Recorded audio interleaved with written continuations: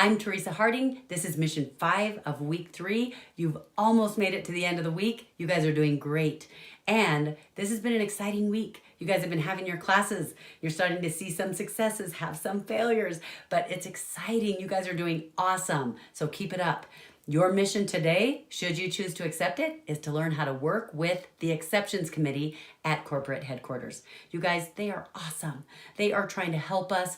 Make sure that you're nice to them. Work with them. The exceptions are exactly that, though. They are exceptions. Most companies do not have an exceptions committee. doTERRA has a whole department because they are willing to work with us because they realize that there can be extenuating circumstances, things that come up. People, maybe you started building and you didn't know what you were doing. And by the time you know what you're doing, you realize you made some mistakes. So they have an exceptions committee. Do you get that this is not normal in a network marketing company? And so realize an exception is just that, an exception. 75% of the time, guess what the answer will be? No, no, no, no. They are not going to just give exceptions all over the place. It needs to be for a really good reason, and it needs to be win-win. They're going to make sure that it is good for everybody involved, okay? So what we're going to do is I am going to go over the times that they will always say yes, when they will always say yes, and the things they will always say no to, so that you'll understand a little bit about how this works. Now, if you want to do an exception, you've got to fill out the exception request form. In the exception request form, you need to fill in 7 signatures. It's not yours. You have to have 7 people above you. All the 7 people immediately above you in the sponsorship line have to sign and say, yes, that's okay, I'm passing this off. I'm signing it off. And you have to have 3 signatures from the enrollership genealogy tree. Because remember how we talked about how there's a sponsor and there's an enroller. So for example, if I enroll someone, then I put them down on my 4th level. Even though I put them on my 4th level, if that person needs an enrollership signature above them, guess who they have to come to? Me. I'm 4 levels above because nobody else between us is in that enrollership line. Does that make sense?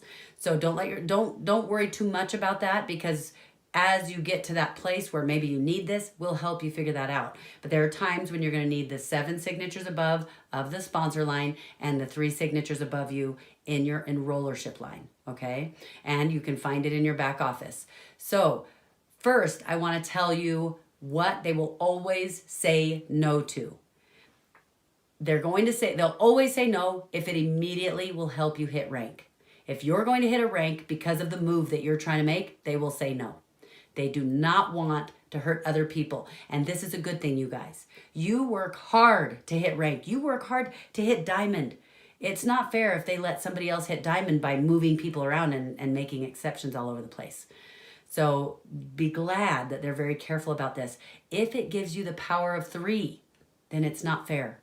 If it gives you the power of 3 on any level, they'll say no. They do not want to make that happen for you. You have to earn that. You have to put it together by your hard work and earning that extra bonus, okay? If you are trying to move more than $1,000 of volume or 1,000 points of volume. So for example, if I've got Jim over here and Sarah is underneath Jim, but Jim has stopped building, he doesn't want to do it, and I want to move Sarah somewhere else, if Sarah's team is $1,000 of volume or more, they will not do it.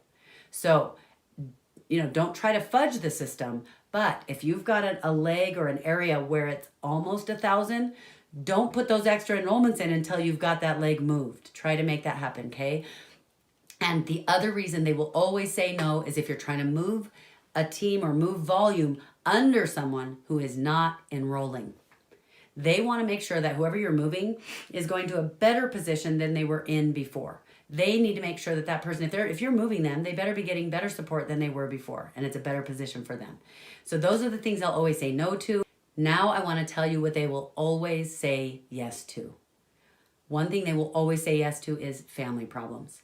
If doing the business together is causing a problem amongst family, they don't want to hurt family relationships. So for example, let's say the daughter-in-law is underneath the mother-in-law, and then the daughter-in-law gets divorced from her son. And if it causes a problem, they will let you move that. if there's been some sort of harassment or something like that. They always will let those happen. If, I'll give you a hint too. It's a good idea to call your account manager and ask them, hey, will this one fly? Is this a good one? Is this a good one to submit? Because guess what? You get 3 chances, 3 strikes, you're out. Now, I don't mean to scare you because, of course, if you've made 3 exceptions and the committee has changed those for you and you have another legitimate one, they will look at it and they will help you. But the reality is you don't want to waste your exceptions on ones that don't really matter. If you have a genie in a bottle and it comes out and you've got weeds in your garden, you're not going to waste one of your wishes on getting the weeds out of your garden. You're going to use the wish on a crazy huge house or a crazy charity or whatever it is where your heart is. You don't waste it on little things. So work out those problems yourself with the fixes that you learned, and then little by little you'll fix your team. Now, some of the fixes are starting a new leg, some of them are exceptions. So don't try to over inundate the exceptions committee. Make sure that you're working with them, not overloading them. And I'll throw you one extra tip. There is something that we call in the field, we call it a frontline cleanup. doTERRA does not call it that. doTERRA has nothing called a frontline cleanup. We just call it that because that's kind of what it is. So let's say you started building and you didn't really know what you were doing, or you're learning new things in this training that you're going, oh, I didn't realize I shouldn't have placed that way, and now I realize why I'm having these problems, whatever. If that is you and you have stuff on your front line that you're going, this is a mess, then a lot of times what they'll do is you can go to doTERRA and you don't ask for a frontline cleanup. They'll say, what are you talking about? You tell them, look, I messed up my front line. I didn't know what I was doing and now I get it. Can you help me? Can you help me like rearrange and kind of fix this?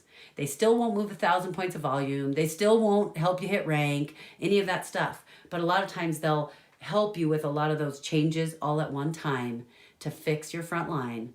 And that won't be counted as 10 moves or 10 exceptions, okay? So just know, work with doTERRA. Don't act entitled. Don't act like you deserve whatever. You're the one who made those mistakes.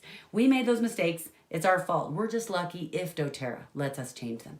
So have that attitude. Be respectful of their time and use your exceptions carefully. Be kind to them. Go watch Tyler's video. He's going to show you where to find the forms that you need for those exception requests, and he'll walk you through all the details that you'll need to know. Make sure you watch Curtis's video, and I'll see you tomorrow.